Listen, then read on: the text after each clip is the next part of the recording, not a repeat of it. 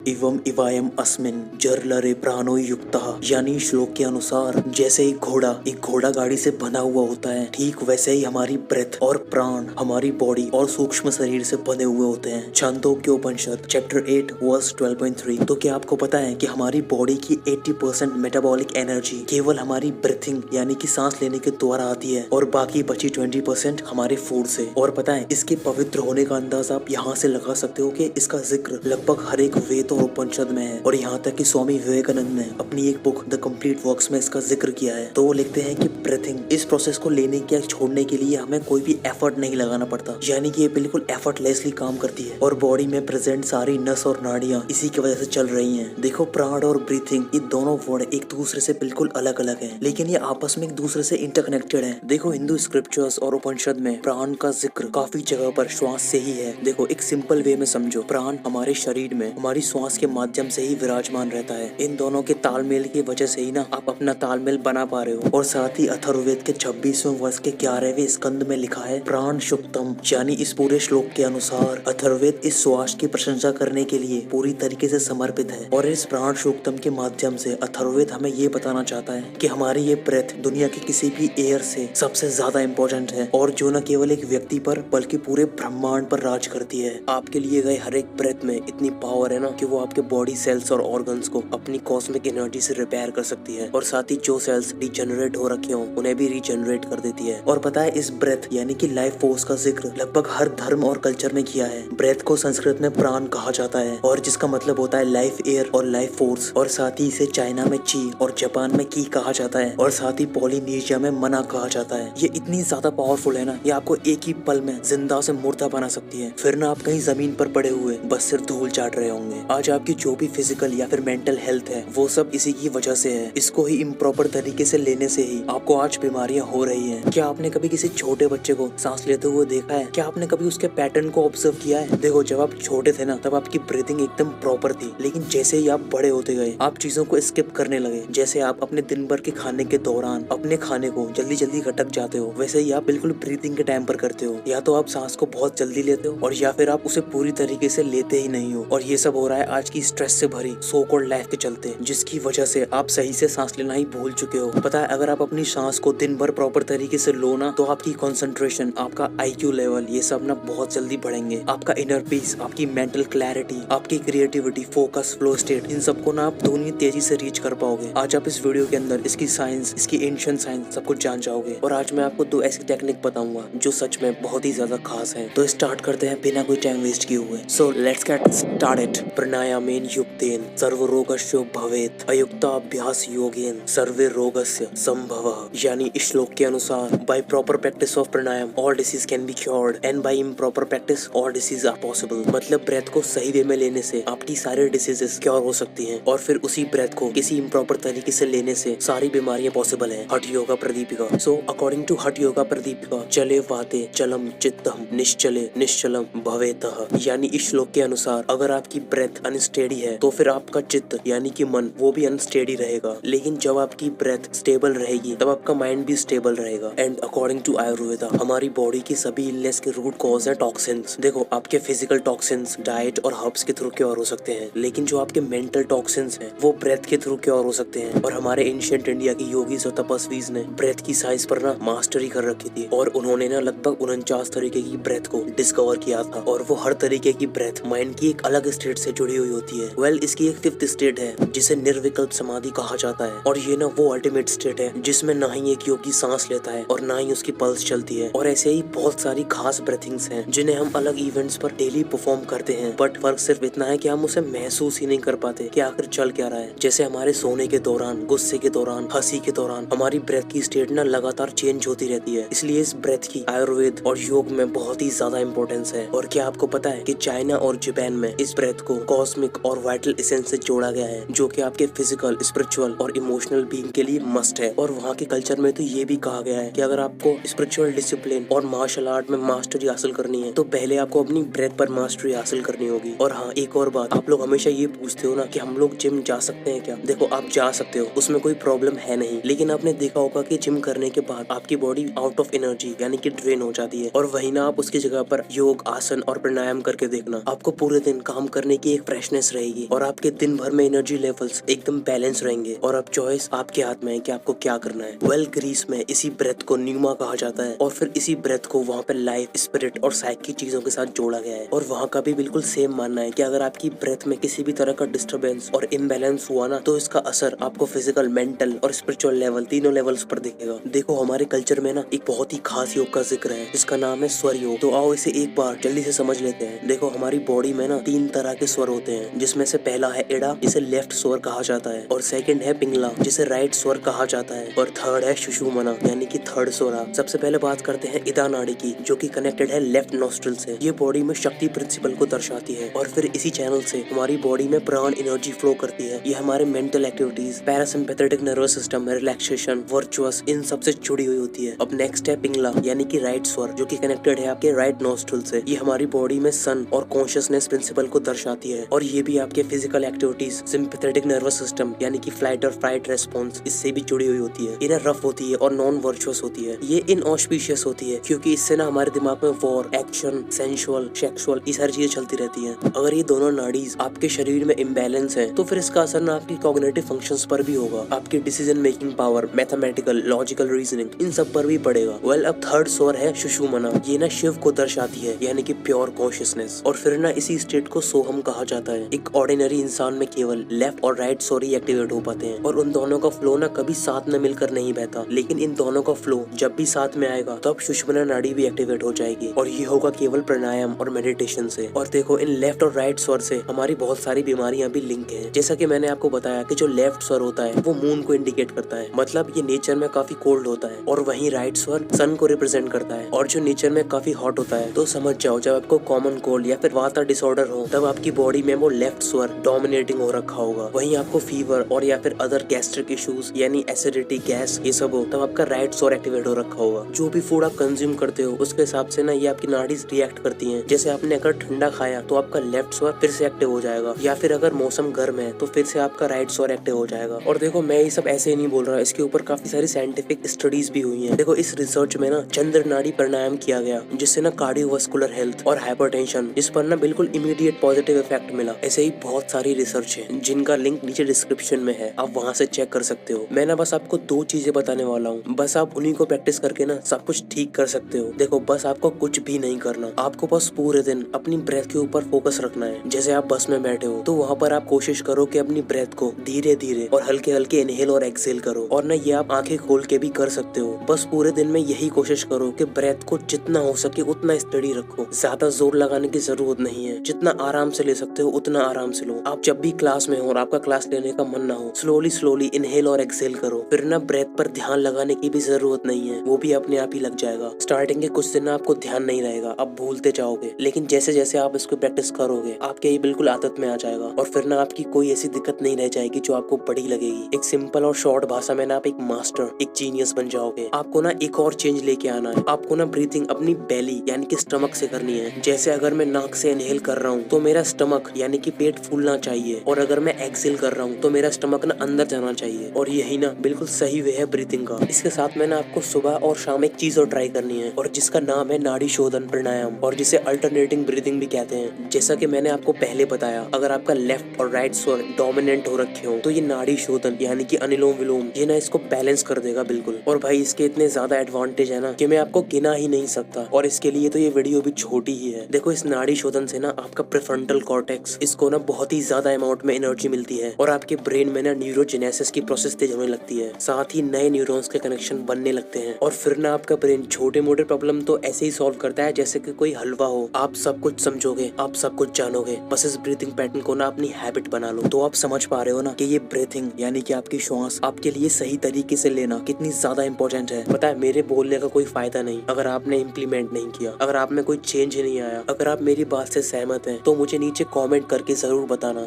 सो मैं हूँ KV and I am on a mission. मैं एक मिशन पर हूँ। आपकी अच्छी और शाइनिंग हेल्थ मेरी फर्स्ट और लास्ट प्रायोरिटी है, और इस वीडियो को देखने का बहुत शुक्रिया। तो जल्द मिलते हैं ऐसे ही नॉलेज से भरी वीडियोस के साथ। तब तक के लिए राधे।